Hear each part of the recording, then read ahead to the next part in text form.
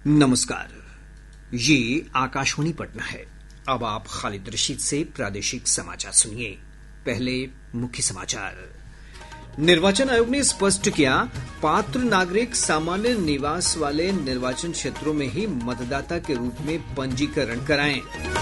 विधानसभा चुनाव की तैयारी को लेकर भाजपा प्रदेश कार्य समिति की आज पटना में बैठक। रक्षा मंत्री राजनाथ सिंह भी होंगे शामिल। केंद्र सरकार ने रोजगार से जुड़ी प्रोत्साहन योजना को दी मंजूरी। पहली बार निजी नौकरी में आए कर्मचारियों को 15,000 रुपए तक का अतिरिक्त वेतन मिलेगा। और बांका में बनेगा प्रदेश का पहला परमाणु बिजली घर। राज्य सरकार ने केंद्र को भेजा प्रस्ताव। अब समाचार विस्तार से। मुख्य चुनाव आयुक्त ज्ञानेश कुमार ने स्पष्ट किया है कि पात्र नागरिकों को केवल उन्हीं निर्वाचन क्षेत्रों में मतदाता के रूप में अपना पंजीकरण कराना चाहिए जहां के वे सामान्य निवासी हैं। उन्होंने बताया कि मूल निवास के आधार पर मतदाता पंजीकरण कराना लोक प्रतिनिधित्व कानून के अनुसार गैर कानूनी है। निर्वाचन आयोग ने यह भी स्पष्ट किया है कि प्रदेश में लगभग 60% मतदाताओं को विशेष मतदाता पुनरीक्षण अभियान में दस्तावेज प्रस्तुत करने की आवश्यकता नहीं होगी। आयोग ने बिहार में मतदाता सूची के विशेष गहन पुनरीक्षण अभियान के तहत वर्ष 2003 की मतदाता सूची को अपनी वेबसाइट पर अपलोड कर दिया है। इस मतदाता सूची में लगभग 5 करोड़ मतदाताओं के नाम शामिल हैं। विशेष गहन पुनरीक्षण का उद्देश्य यह सुनिश्चित करना है कि कोई भी पात्र मतदाता छूट न जाए और साथ ही कोई भी अपात्र मतदाता सूची में शामिल न हो। आगामी विधानसभा चुनाव की तैयारियों को लेकर भाजपा प्रदेश कार्य समिति की महत्वपूर्ण बैठक आज पटना के ज्ञान भवन में आयोजित की जा रही है। रक्षा मंत्री राजनाथ सिंह बैठक में शामिल होंगे। इस दौरान विधानसभा चुनाव को लेकर रणनीति पर विचार विमर्श किया जाएगा। बैठक के दौरान चुनाव में विजय संकल्प सहित कई प्रस्ताव पारित किए जाने की संभावना है। बैठक की अध्यक्षता भाजपा प्रदेश अध्यक्ष डॉक्टर दिलीप जायसवाल करेंगे। केंद्र सरकार ने रोजगार से जुड़ी प्रोत्साहन योजना को मंजूरी दे दी है। योजना के तहत सामाजिक सुरक्षा को बढ़ावा देते हुए 2 वर्षों में 3.5 करोड़ से अधिक नौकरी सृजन का लक्ष्य है। इस योजना पर लगभग 1 लाख करोड़ रुपए की लागत आएगी। मंत्रिमंडल की बैठक के बाद सूचना और प्रसारण मंत्री अश्विनी वैष्णव ने बताया कि इस योजना के अंतर्गत पहली बार नौकरी पर आए कर्मचारियों को 1 महीने का वेतन 15,000 रुपए तक मिलेगा।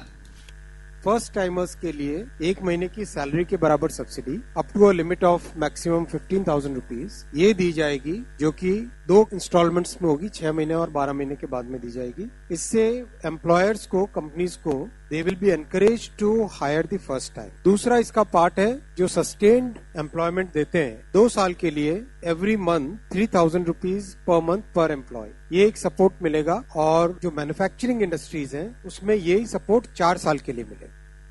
क्षेत्रीय पीएफ कमिश्नर हेमंत कुमार ने आकाशवाणी समाचार से बातचीत में कहा कि इस योजना से 3.5 करोड़ लोग लाभान्वित होंगे। योजना के तहत लाभार्थियों को 2 किस्तों में वेतन दिया जाएगा। अगले 2 वर्षों में सरकार का लगभग 1 लाख करोड़ रुपया खर्च करने का इसमें लक्ष्य है और उसके द्वारा लगभग 2 करोड़ रोजगार सृजन का उद्देश्य है, जो पहले से किसी जॉब में नहीं है। और कुल लगभग 3.5 करोड़ लोग इस तरह से एम्प्लॉयमेंट में आएंगे। उनको सरकार जब वो नई जॉब में आएंगे तो उनको 1 महीने का 15,000 तक वेतन प्रदान करेगी। वो वेतन उनको 2 किस्तों में दिया जाएगा। पहला किस्त उनको जब वो 6 महीने की लगातार सेवा किसी स्थापना में जब वो पूरा करेंगे तो उनको मिलेगा, और दूसरा किस्त उनको 12 महीने की लगातार सेवा पूर्ण करने के बाद मिलेगा। सूचना और प्रसारण मंत्री श्री वैष्णव ने बताया है कि कैबिनेट ने राष्ट्रीय खेल नीति 2025 को भी मंजूरी दी है। श्री वैष्णव ने बताया कि केंद्रीय मंत्रिमंडल ने 1 लाख करोड़ रुपए की निधि के साथ अनुसंधान, विकास और नवाचार योजना को भी मंजूरी दी है। राज्य सरकार ने अयोध्या की तर्ज पर माता सीता की जन्मस्थली सीतामढ़ी के पुनौरा धाम के विकास के लिए लगभग 883 करोड़ रुपए की मंजूरी दी है। मुख्यमंत्री नीतीश कुमार की अध्यक्षता में राज्य मंत्रिमंडल की बैठक में इस आशय के प्रस्ताव को स्वीकृति दी गई। बैठक के बाद कैबिनेट विभाग के अपर मुख्य सचिव डॉक्टर एस सिद्धार्थ ने बताया कि इसमें पुराने मंदिर के उन्नयन के लिए 137 करोड़ रुपए आवंटित किए गए हैं। अपर मुख्य सचिव ने बताया कि कैबिनेट ने मुख्यमंत्री प्रतिज्ञा योजना को मंजूरी दी है। इसके तहत छात्रों को 3 महीने से 12 महीने के इंटर्नशिप के लिए राशि दी जाएगी। मुख्यमंत्री प्रतिज्ञा योजना, इस योजना के तहत जो हमारे विभिन्न स्टूडेंट्स हैं, जो 12th पास हैं या ITI के पास आउट हैं, स्नातक है, इन सभी को इंटर्नशिप की राशि मिलेगी। जो पास आउट होने के बाद जो विभिन्न कंपनियों में ये काम करेंगे, ट्रेनिंग लेंगे, प्रशिक्षण लेंगे, इनको इंटर्नशिप की राशि दी जाएगी या 3 महीने से लेकर 12 महीने तक ये राशि दी जाएगी। जो 12th पास है उनको इंटर्नशिप के रूप में 4,000 रुपए दिया जाएगा। ITI पास, डिप्लोमा पास को 5,000, स्नातक है, स्नातकोत्तर का मासिक इंटर्नशिप 6,000। अपने गृह जिला के अतिरिक्त किसी भी जिले में कार्य करने हेतु तो आजीविका सहयोग हेतु मासिक राशि 2,000 या ये 3 महीने तक का मिलेगा और राज्य से बाहर इंटर्नशिप हेतु 5,000 प्रति माह अतिरिक्त राशि प्रदान की जाएगी। तो ये सभी जो लाभुक हैं ये DBT के माध्यम से भुगतान होगा। डॉक्टर सिद्धार्थ ने बताया कि कैबिनेट ने मुख्यमंत्री कलाकार पेंशन योजना के प्रस्ताव को भी स्वीकृति प्रदान की है। इसके तहत राज्य के वरिष्ठ और आर्थिक रूप से कमजोर कलाकारों को 3,000 रुपए प्रति माह पेंशन दिया जाएगा। कला एवं संस्कृति विभाग की एक नई योजना है जिसके तहत बिहार राज्य के वरिष्ठ आर्थिक रूप से विपन्न कलाकारों को मासिक पेंशन की योजना स्वीकृत की गई है। इसके तहत वर्ष 2025-26 में 1 करोड़ रुपए का प्रावधान किया गया है। इसके तहत जो है ये वरिष्ठ कलाकारों को गरिमामयी जीवन जीने का अधिकार है और अपने जीवन का अधिकांश समय कला संस्कृति की सेवा में समर्पित ये लोग कर चुके हैं। अतः ये सरकार ने निर्णय लिया है इन सभी उत्कृष्ट कलाकारों को 3,000 रुपए मासिक पेंशन की राशि दी जाएगी। अपर मुख्य सचिव ने बताया कि एक अन्य फैसले में कैबिनेट ने राज्य की पुरानी और विलुप्त हो रही कलाओं को बचाने और इसे आगे बढ़ाने के लिए मुख्यमंत्री गुरु शिष्य परंपरा योजना शुरू करने के प्रस्ताव को मंजूरी प्रदान की है। डॉक्टर सिद्धार्थ ने बताया कि कैबिनेट ने पंचायती राज संस्थाओं और ग्राम कचहरी के जनप्रतिनिधियों को मुख्यमंत्री चिकित्सा सहायता कोष से अनुदान देने के प्रस्ताव को स्वीकृति प्रदान की है। प्रादेशिक समाचार आप आकाशवाणी पटना से सुन रहे हैं। ताजा समाचारों के लिए आप हमारे एक्स हैंडल AIR_News_ पर जा सकते हैं। प्रदेश में पहले न्यूक्लियर पावर प्लांट के निर्माण के लिए प्रयास तेज कर दिया गया है। राज्य की बिजली कंपनी ने बांका जिले में परमाणु बिजली घर बनाने के संबंध में केंद्र सरकार को प्रस्ताव भेजा है। इसके तहत 500 मेगावाट की क्षमता वाले प्लांट की स्थापना की जाएगी।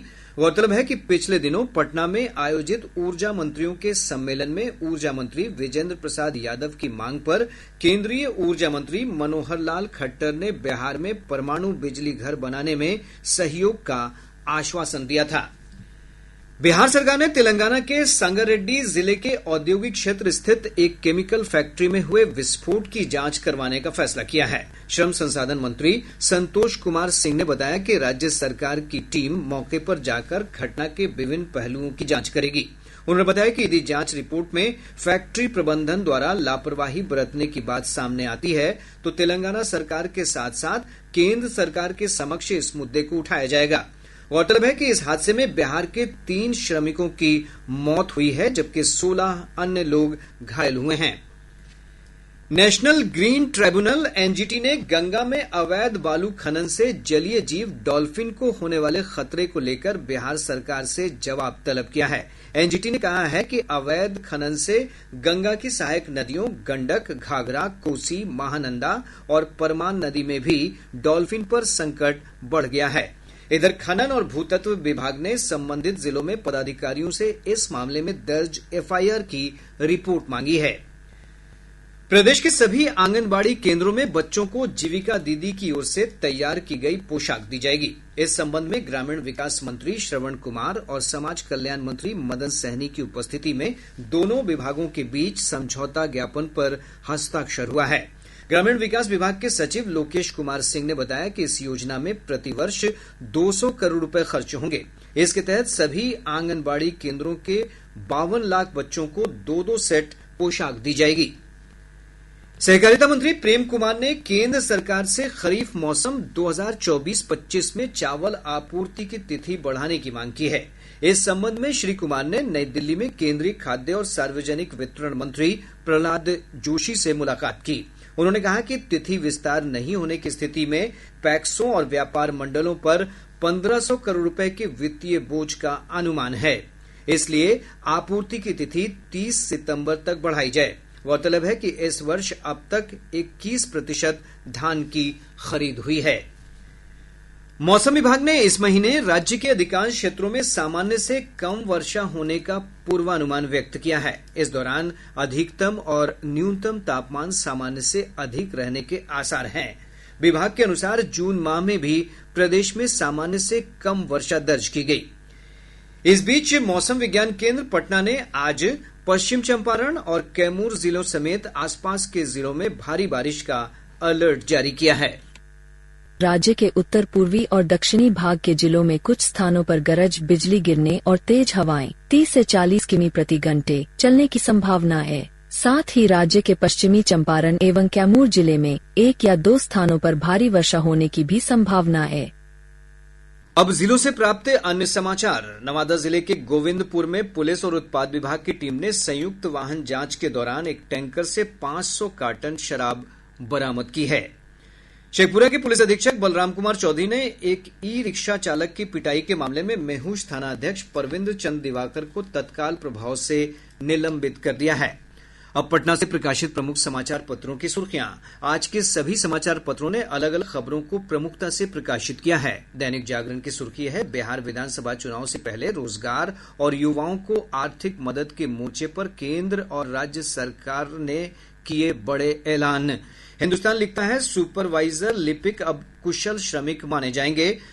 दैनिक भास्कर का शीर्षक है, उपभोक्ता लोन की हिस्सेदारी बढ़ी, credit card, bill, personal loan चुकाने में जा रही बड़ी कमाई। और अब अंत में मुख्य समाचार एक बार फिर। निर्वाचन आयोग ने स्पष्ट किया, पात्र नागरिक सामान्य निवास वाले निर्वाचन क्षेत्रों में ही मतदाता के रूप में पंजीकरण कराएं। विधानसभा चुनाव की तैयारी को लेकर भाजपा प्रदेश कार्य समिति की आज पटना में बैठक, रक्षा मंत्री राजनाथ सिंह भी होंगे शामिल। केंद्र सरकार ने रोजगार से जुड़ी प्रोत्साहन योजना को दी मंजूरी। पहली बार निजी नौकरी में आए कर्मचारियों को 15,000 रुपए तक का अतिरिक्त वेतन मिलेगा। और बांका में बनेगा प्रदेश का पहला परमाणु बिजली घर, राज्य सरकार ने केंद्र को भेजा प्रस्ताव। इसके साथ ही आकाशवाणी पटना से प्रसारित प्रादेशिक समाचार का ये अंक समाप्त हुआ। आकाशवाणी पटना से अगला समाचार बुलेटिन दोपहर 2 बजे प्रसारित किया जाएगा। नमस्कार।